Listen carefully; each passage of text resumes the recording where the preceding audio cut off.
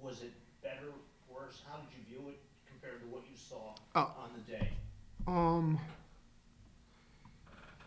look, I mean, we had 10 team penalties. Um, when you have 10 team penalties, let's see, we had two pass interference, one holding, two offsides. Those hurt. You know, now, here's the deal. In the first three scoring drives, now I'm just talking drives that they scored on, we had two penalties in the first drive, one penalty in the second drive, and one penalty in the third drive. So, that part of it, and that's on me, I mean, it's on the players too, but it's on me as well, and disappointing. We also had, same similar scenario on the offensive side. We had an unsportsmanlike conduct, three holdings, and a delay of game. Okay, um, so obviously, those end up hurting, and can't have it. That plus the six sacks allowed. That just it's not the actual play itself. It's what it does to you, and it creates long yardage situations that you have to overcome. So, disappointed by that for sure, and we're going to work hard to correct it this week for sure. Were there things that you noticed on tape that you did better, maybe than you thought you had done on Saturday? Um, Thought we defended the run pretty well. Uh, we gave up one explosive run in the fourth quarter. Um, so I thought we were in pretty good shape there. Uh, I thought we tackled well. Now that's always an issue in the opener. But we got around the ball and we converged and did a good job on that. And when we were not self-destructing, we were able to move the ball pretty darn well. So, I mean, you look at Tyson. He's got 90 yards rushing. Now, obviously, there's some loss there because penalties, the same thing we just talked about. But he ended up throwing the ball for 177 yards. So there's some good things there. You just got you got to eliminate the sacks, and you got to eliminate the penalties. And but when we were, again, like I said, when you're not in the self-destruction mode, there's some good things going on offensively. The last 2 years playing in Toledo, I think a lot of focus has been on Daquan Finn, their quarterback, who's now using his final year at Baylor. I took a look at the numbers from their first game. Obviously, it was against an FCS team, but it seems like the guy who they'll have under center is a bit of a different sort of player to the dual threat that Finn had. Just what have you seen from them offensively in preparation for this game? Yeah, he's a bigger, strong guy. Um, solid. I mean, he has movement skills, but it looks like they're trying to get him to hand the ball off. They're very typical in terms of the spread runs. You got the long zone, the tight zone, the slash plays. So it's things that that we'll end up be preparing for all year long. So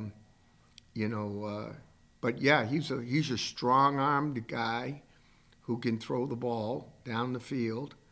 Uh, Obviously he's got a number of guys there he's handing the ball off to, and the guy Petty Boone is gone as well. So he was the complement to the quarterback. So and he was a good back.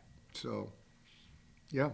And Toledo, they lost a lot over the offseason, like Boone and Finn, but they returned Jerwan Newton, a wide receiver. He had 2 touchdowns in Amherst last year. a problem for a lot of defenses to cover. What is it about him that makes him such a tough guard? Yeah, he's just a guy that's got movement skills.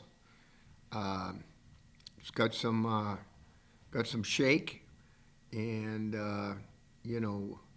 obviously he can catch it. So that's the biggest piece is he's got movement skills, but he can catch it as well. And we got to be at our best in terms of coverage. And I was disappointed. I expected a better turnout from our back end last week. And I'm not saying it was brutal, but I expected us to be better than that, and I'm hoping after getting challenged, this week there'll be our guys will adjust and get ready to play. Speaking of being challenged, I thought on the other side, watching how EMU was lining up on the outside against your wide receivers, it was almost like at times they were daring someone to get beyond into the secondary. And I know there's no Frank Ladson, I know he's still out, and I remember watching Mark Pope last year and the kind of verticality that he gave your offense. How do you adjust offensively for a team that is going to play or could play some cover one, some press on the outside to try and beat them outside or deep? Well, you just said it. That's what we got to do. We got to make sure that we're challenging them with our guys, and Simpson should be the leader in that area. And obviously, that's the goal, is to get him going. His numbers have got to be good. Got to be good if we're gonna have any success on offense, for sure, in the throw game. Is that an impact of the other guys in the receiving room, because everybody knows It's everybody. He's the guy that you want to take away? It's all those guys. I mean, they got to share the workload and so forth. But he's kind of the kingpin, and he's got to take care of his business and lead the guys as well. So, and I'm sure he will. I know in that game against Eastern Michigan, Payton went down, I think at the end of the second, so you brought in Roy, and I think you kicked Mott out to tackle maybe. Yep. How is the status of Luke? I know he's listed here, but between him, Isaiah, and I guess It's really too early in the week to give. I can't give you a medical report. So, but as the week goes forward, we'll be able to help you a little bit. Okay. Coach, you brought in a lot of new transfers this year to the team. Are any of them guys that you think stood out in that first game that didn't really get that recognition? I don't really want to comment. You win as a team, you lose as a team. You're successful as a team, so I don't want to single anybody out at this point. There's a lot of guys that I'm happy with. We got a lot of guys that are working at it, and we just got to go ahead and worry about playing the game. And really, the focus has got to be on the unit, on the team, and that's the one thing that you kind of gets lost in the thing is in translation is when you've got all these new players that you're excited about, they still got to play together to develop some continuity. And I do think there were moments that we had that kind of continuity, but at the same time, you can't be talking moments. You got to be talking a consistent performance throughout the entire game, and that's what we're going to be looking for this coming week for sure. Coach, Darion Craig with one of your guys' two Yep. PFLs played well on the front seven last week. Yep. What have you seen out of him throughout camp, and as we go through practices, he looks to have a bigger role? Just, it is what it is. What you see is what you get. He's electric. He can fly. He can really run. His understanding of the defense is having a positive impact for him. And that the learning curve, has been something that's kind of at times been difficult for him, but not anymore. And I think you saw that the other day. And then Jacob Lur, you told us post-game on Saturday you were gonna ask him, what are you gonna do now after the 2 missed field goals? How has he responded? Well, he's a good guy. He's a hardworking guy. I have a lot of confidence in his abilities. Obviously, it was not the performance that we were looking for him, but we didn't help him on one of those opportunities. You know, we get the unsportsmanlike conduct penalty that backs up, you know, the whole process of the mark on the kick. It's 15 yards deeper, and that makes, you know, what I would consider a pretty solid, simple kick, a difficult kick. And, you know, disappointed for him, but, you know, hey, like we talked, it's time to, you know, move on, a new week, get ready to take your challenge and be ready to, you know, compete at a high level when your number's called. Just wanted to get your thoughts on flipping fields, because on their first touchdown, CJ punted them to the 3. Yep. And then they took it 97. They had a couple big plays there. But how important, obviously, it has to be to be able to flip the field when you pin them that deep?